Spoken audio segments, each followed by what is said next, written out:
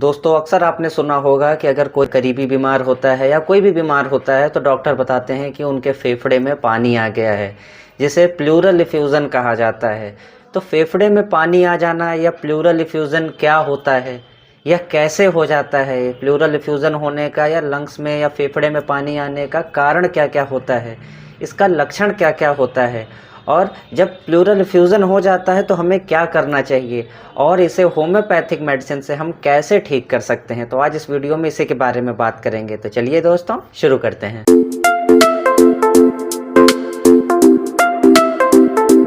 नमस्कार दोस्तों, मैं doctor Rajat Kushwaha, homeopath physician and consultant Prayagraj. दोस्तों clinical experience with homeopath channel में आपका स्वागत है। और अगर आप हमारे चैनल पर नए हैं तो हमारे चैनल को जल्द से जल्द सब्सक्राइब करिए, क्योंकि सेहत से जुड़ी जानकारी आप तक हम लाते रहते हैं। तो जल्द से जल्द हमारे चैनल को सब्सक्राइब करिए, हमारी वीडियो को लाइक करिए और बेल आइकन को दबाना मत भूलिए। दोस्तों प्लूरल इफ्यूज़न एक ऐसी स्थिति होती है जिसमें लंग्स के बाहर की जो लेयर होती है, जिसे प्लूरा कहा जाता है, उसमें पानी आ जाता है। तो जो प्लूरा और लंग्स के बीच का जो स्पेस होता है उसी में पानी आ जाता है। एबनॉर्मल वाटर एक्यूमुलेट कर जाता है, वहाँ पे पानी या द्रव जमा होने लगता है। बहुत सारे लोग इस समस्या से पीड़ित होते हैं, लेकिन इसके बारे में उनको पता ही नहीं चलता, कोई लक्षण ही समझ में नहीं आता है, या ये कहिए कि उन्हें इस बारे में अंदाज़ा भी नहीं रहता है कि उनकी प्रॉब्लम्स क्या है और आगे उनको क्या समस्या का सामना करना पड़ता है। तो आइए दोस्तों देखते हैं कि जब अगर आपके फेफड़े में पानी आ जाता है तो उसका लक्षण क्या क्या होता है, कैसे पहचानेंगे कि आपके फेफड़े में पानी आ गया है और आपको जल्द से जल्द ट्रीटमेंट की आवश्यकता है। तो दोस्तों प्लूरल इफ्यूज़न के स्टार्टिंग में कोई लक्षण नहीं होता, शुरुआती में कोई लक्षण नहीं होता, जैसे मैंने आपको पहले बताया है, जिसकी वजह से लोगों को पता ही नहीं चलता है कि उन्हें प्लूरल इफ्यूज़न की समस्या बनी हुई है। लेकिन यह समस्या जब धीरे धीरे और भी ज़्यादा गंभीर होने लगती है तब जा कर के कुछ सारे लक्षण आते हैं, जिसमें से ये सारे लक्षण हैं जैसे कि उनकी सांस फूलना। दोस्तों जिनको लंग्स में पानी आ जाता है या प्लूरल इफ्यूज़न की समस्या हो जाती है, उनको सांस लेने में बहुत ज़्यादा तकलीफ़ होने लगती है, उनकी सांस फूलने लगती है। वह चलेंगे तब उनकी सांस फूलेगी, बैठे हुए हैं तब भी सांस फूलेगी, लेट जाएंगे तो भी सांस उनकी फूलने लगेगी। तो सांस फूलने की समस्या सबसे पहला लक्षण है जो कि प्लूरल इफ्यूज़न के मरीजों में देखा जाता है। दूसरा लक्षण आता है खांसी आना। जी हाँ दोस्तों, प्लूरल इफ्यूज़न जब होता है तो खांसी आना, अगर पेशेंट बैठा हुआ है तो भी कंटिन्यू खांसी आती रहेगी, या पेशेंट लेट जाता है तो भी खांसी की समस्या उसको ज़्यादा बन जाती है। लेटने पर खांसी ज़्यादा बढ़ने लगती है, अगर वह उठ करके बैठ जाएगा तो कुछ देर के लिए उसको आराम मिल जाएगा, लेकिन फिर से खांसी आने लगती है। तो खांसी की समस्या भी प्लूरल इफ्यूज़न के पेशेंट्स को ज़्यादा देखने को मिलती है। फिर तीसरा लक्षण आता है सफोकेशन होना। जिसको प्लूरल इफ्यूज़न की समस्या है उसको अधिकतर ऐसा फील होगा कि उसका दम घुट रहा है, उसको एक सफोकेशन महसूस हो रहा है, क्योंकि सांस लेने में उसे काफ़ी ज़्यादा तकलीफ़ हो रही है। तो दम घुटने जैसा उसको काफ़ी ज़्यादा फील होगा और काफ़ी ज़्यादा उसको परेशानी होगी, सांस लेने में उसको दिक्कत होगी, ऐसा लगेगा कि वो ऑक्सीजन प्रॉपर तरीके से ले नहीं पा रहा है।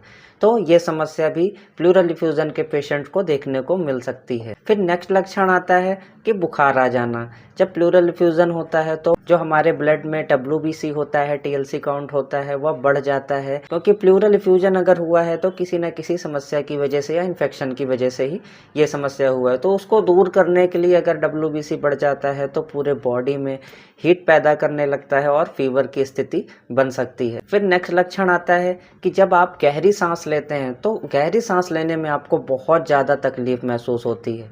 प्लूरल इफ्यूज़न का जो पेशेंट होता है जिसके फेफड़े में पानी आ जाता है, अगर वो बहुत ज़्यादा खींच करके सांस लेता है, बहुत ज़्यादा गहरी सांस लेता है, तो उसको सांस लेने में बहुत तकलीफ़ होती है। उसके सीने में बहुत भारीपन महसूस होता है, बहुत हैवीनेस फील होता है कि कुछ रखा हुआ है, सांस प्रॉपर तरीके से नहीं ले पा रहा है। तो ये कंडीशन भी उसको बन सकती है। फिर नेक्स्ट लक्षण आता है कि पेट का जो ऊपरी हिस्सा है और चेस्ट में, सीने में काफ़ी ज़्यादा दर्द भी महसूस हो सकता है।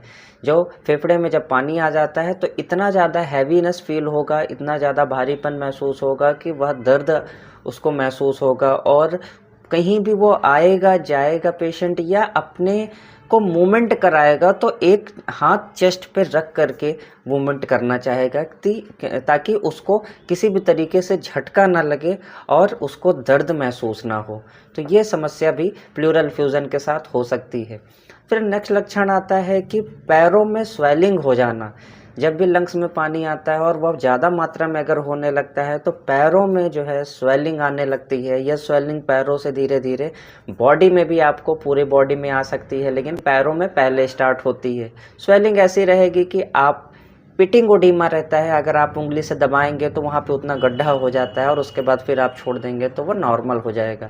तो पिटिंग ओडीमा भी आपके पैरों में देखा जा सकता है। तो ये सारे लक्षण होते हैं, या और भी बहुत सारे लक्षण होते हैं, हर पेशेंट्स में अलग अलग देखने को मिलते हैं। तो ये सारे ऐसे कॉमन लक्षण हैं जो प्लूरल एफ्यूज़न पे देखने को मिल सकते हैं। आइए दोस्तों देखते हैं, अगर आपके फेफड़े में पानी आ गया है या प्लूरल एफ्यूज़न की समस्या हो गई है तो इसके होने का कारण क्या क्या होता है, किस कारण आपको प्लूरल एफ्यूज़न हो जाता है, लंग्स में पानी आ जाता है, क्या क्या उसका कारण हो सकता है। अगर आप ये कारण जान रहे हैं तो आप बहुत ज़्यादा बचाव कर सकते हैं इस समस्या से और जल्द से जल्द आप ट्रीटमेंट ले सकते हैं। तो कारण जानना बहुत ज़्यादा ज़रूरी है, क्योंकि कोई भी ना कोई अगर बीमारी होती है तो उसके पीछे कोई ना कोई कारण ज़रूर होता है, बिना किसी कारण के कोई बीमारी नहीं होती है। तो होम्योपैथ का जो ट्रीटमेंट होता है वो कॉज पे ही काम करता है। अगर आप किसी भी बीमारी का कॉज है, कारण बना हुआ है, तो उस कारण को अगर आप हटा देते हैं तो बीमारी आपकी अपने आप सही हो जाती है, जिसे ही लोग हिंदी में कहते हैं कि जड़ से ख़त्म हो जाना। अगर कारण आपका बना हुआ है, सिम्टम आपका ख़त्म हो चुका है, तो वो बीमारी फिर से हो सकती है, तो वह जड़ से इलाज नहीं होगा। तो जैसा लोग बोलते हैं कि जड़ से इलाज करने का मतलब यही है कि कॉजेशन को हटा देना। कॉजेशन हट जाएगा आपके तो बीमारी आपकी अपने आप नॉर्मल हो जाएगी। तो कारण जानना हर बीमारी का बहुत ज़्यादा ज़रूरी है। तो आज हम बात करने जा रहे हैं प्लूरल एफ्यूज़न होने का क्या क्या कारण होता है। तो सबसे पहले होता है कि अगर आपके लंग्स में किसी भी तरीके से चोट लग गई है, अगर आपको किसी भी तरीके से चोट लग गई है, बाहर से कहीं गिर गए हैं या किसी ने मार दिया है, या कोई भी तरीके से अगर आपको चोट लग गई है जिसकी वजह से क्या होता है कि प्लूरल एफ्यूज़न की समस्या बहुत आम देखने को मिलती है, बहुत ज़्यादा ये समस्या देखने को मिलती है। किसी भी तरीके से अगर आपको चोट लग जाती है, लोगों का एक्सीडेंट हो जाता है, लोग गिर जाते हैं, या किसी भी तरीके से कहीं लड़ गए, या किसी भी तरीके से कोई चोट लग गई, आपको प्लूरल एफ्यूज़न की समस्या देखने को मिल सकती है। फिर दूसरा हमारा कारण आता है कि लंग्स में किसी भी तरीके का इन्फेक्शन हो जाना। दोस्तों, अगर कहीं ना कहीं कोई इन्फेक्शन बना हुआ है जिसकी वजह से भी क्या होता है कि आपको प्लूरल एफ्यूज़न की समस्या देखने को मिल सकती है। तो प्लूरल एफ्यूज़न इन्फेक्शन पे भी डिपेंड होता है। इन्फेक्शन अगर किस तरह से है उसके हिसाब से प्लूरल एफ्यूज़न की भी समस्या आपको देखने को मिल सकती है। फिर तीसरा कारण आता है, अगर आपको हार्ट में कोई प्रॉब्लम हो गई है, अगर आपको हृदय में कोई समस्या हो चुकी है, जैसे हार्ट का वॉल्व ख़राब हो जाना, कहीं ब्लॉकेज हो जाना, किसी भी तरीके से हार्ट काम ना करना, ब्लड को फिल्टर ना कर पाना, तो बहुत सारी ऐसी हार्ट की समस्या होती है जिसकी वजह से भी क्या होता है कि लंग्स में पानी आने लगता है, या ये कहिए फेफड़े में पानी आने लगता है। तो हार्ट की अगर कोई भी समस्या है जिसकी वजह से भी आपको लंग्स में ये प्रॉब्लम देखने को मिल सकती है, प्लूरल एफ्यूज़न देखने को मिल सकता है।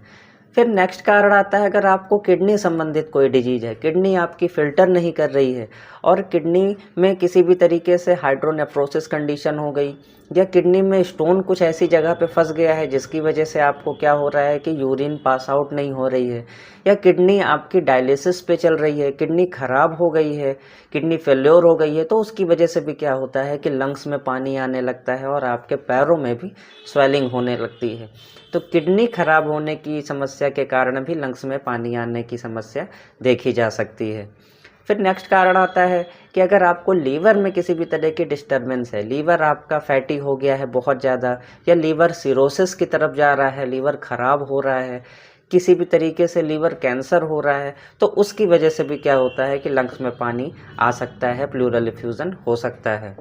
लंग्स में आपको फाइब्रोसिस कंडीशन हो चुकी है, ट्यूबरकुलोसिस कंडीशन हो चुकी है, टीबी हो चुकी है, या निमोनिया जैसी अगर कंडीशन होती है उसमें भी कभी कभी लंग्स में पानी आ जाता है, या लंग्स कैंसर आपको हो गया है जिसकी वजह से भी लंग्स में पानी की कंडीशन देखने को मिल सकती है, प्लूरल एफ्यूज़न देखने को मिल सकता है। कभी कभी ऐसी कंडीशन आती है कि महिलाओं में ब्रेस्ट कैंसर की समस्या हो जाती है, तो जो ब्रेस्ट कैंसर अगर हो जाता है उसकी वजह से भी क्या होता है कि लंग्स में पानी की समस्या देखने को मिल सकती है। या कुछ पेशेंट्स ऐसे होते हैं जिनको डायबिटीज़ की समस्या है, शुगर की उनको समस्या है और डायबिटीज़ होने के बाद कुछ ऐसी जगह पे उनको चोट लग गई है जो कि हील अप नहीं हो रही है। डायबिटिक पेशेंट में चोट जल्दी नहीं भरती है और उसकी वजह से भी कभी कभी क्या होता है कि लंग्स में पानी की समस्या देखने को मिल सकती है, प्लूरल इफ्यूज़न देखने को मिल सकता है। तो बहुत सारे और भी कारण हैं जो कि ये मेन है, हम आपको बता रहे हैं। तो इसकी वजह से आपके फेफड़े में पानी की समस्या देखने को मिल सकती है। सबसे ज़्यादा इम्पॉर्टेंट है कि अगर आपको लंबे दिनों से खांसी आ रही है, लंबे दिनों से अगर आपको खांसी की समस्या है, कफ आपका बार बार बन रहा है, बार बार निकल रहा है, तो ये समस्या अगर लंबे दिनों से बनी हुई है तो भी आपके लंग्स में पानी आ सकता है। बहुत सारे ऐसे पेशेंट्स होते हैं जब उन्हें खांसी आती है तो तुरंत वो नेबुलाइज़र यूज़ कर लेते हैं। ज़्यादा नेबुलाइज़र यूज़ करने की वजह से भी क्या होता है कि आपके लंग्स में पानी की समस्या देखने को मिल सकती है। छोटे बच्चे होते हैं, जब उनको बलगम जमा हो जाता है तो नेबुलाइज़र यूज़ होता है, लेकिन नेबुलाइज़र जब भी यूज़ करिए तो एक लिमिट यूज़ करिए। 1 से 2 दिन आप यूज़ करिए, कफ जो है उनका डाइल्यूट होकर के निकल जाएगा। लेकिन अगर आप कंटिन्यू नेबुलाइज़र का यूज़ करते हैं तो बच्चे के फेफड़े में भी पानी की समस्या देखने को मिल सकती है। तो आइए दोस्तों देखते हैं कि अगर आपको लंग्स में पानी आ गया है, प्लूरल इफ्यूज़न की समस्या हो चुकी है, तो आपको कौन सा काम नहीं करना है। तो सबसे पहले है कि आपको बहुत ज़्यादा दौड़ भाग वाला कोई काम नहीं करना है, आपको ज़्यादा चलना फिरना नहीं है, आपको बेड रेस्ट करना है और किसी भी तरीके से कोई ऐसा काम नहीं करना है जिसकी वजह से आपको यह समस्या हो। फिर नेक्स्ट काम आपको यह करना है कि किसी भी तरीके से धूम्रपान का सेवन आपको नहीं करना है। बीड़ी, सिगरेट, तंबाकू या शराब का सेवन आपको बिल्कुल नहीं करना है जिसकी वजह से आपको ये समस्या बनी हुई है। चलिए दोस्तों देखते हैं प्लूरल इफ्यूज़न को नॉर्मल करने की कुछ ज़रूरी होम्योपैथ मेडिसिन्स के बारे में। तो सबसे पहले हमारी मेडिसिन आती है एपोसाइनम। एपोसाइनम आपको 30 की पावर में यूज़ करना है और 5 बूंद दवा 1 चम्मच पानी में मिक्स करके दिन में 3 बार सुबह दोपहर शाम आपको यूज़ करना है। नेक्स्ट हमारी होम्योपैथ मेडिसिन आती है ब्रायनिया अल्बा। ब्रायनिया आपको 200 पावर में लेना है और 5 बूंद दवा 1 चम्मच पानी में मिक्स करके दिन में 3 बार सुबह दोपहर शाम ये भी आपको लेना है।